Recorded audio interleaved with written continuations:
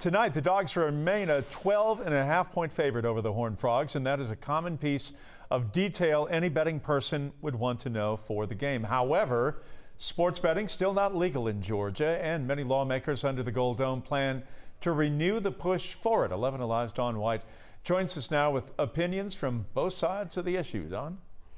Well, Jeff, you could go to an Atlanta Falcons or Georgia Bulldogs game and place a bet on your phone. If this bill passes in the State House, all of the revenue would go to the Hope Scholarship, but many opponents believe legalized sports betting would create a number of problems.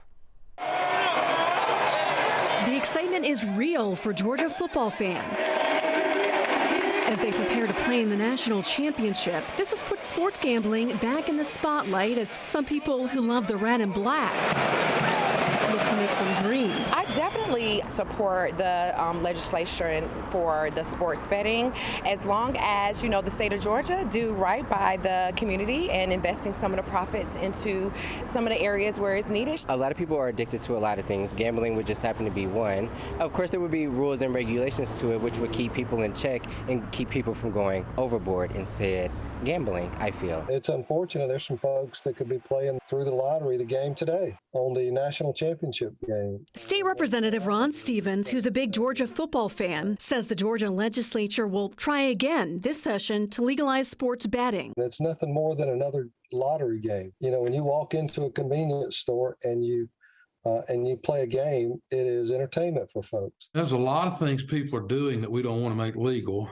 And if we continue to follow this kind of rationale, we're going to have legalized marijuana, recreational marijuana. And one day we're going to see legalized prostitution. Mike Griffin with the Georgia Baptist Mission Board believes legalized sports gambling could lead to crime and addiction issues. As you're dealing with addiction, bankruptcies, crime has a greater impact on children as well. And because of the accessibility, you know, just this thing right here makes it really more addictive. Representative Stevens says in the original bill, sports betting must be done through a debit card, not a credit card. Let's tax it, let's regulate it. And included in the bill that we had was some resources for those compulsive gamblers, so that we had built into that mechanism so that people couldn't, if they so choose, set limits on what they could do.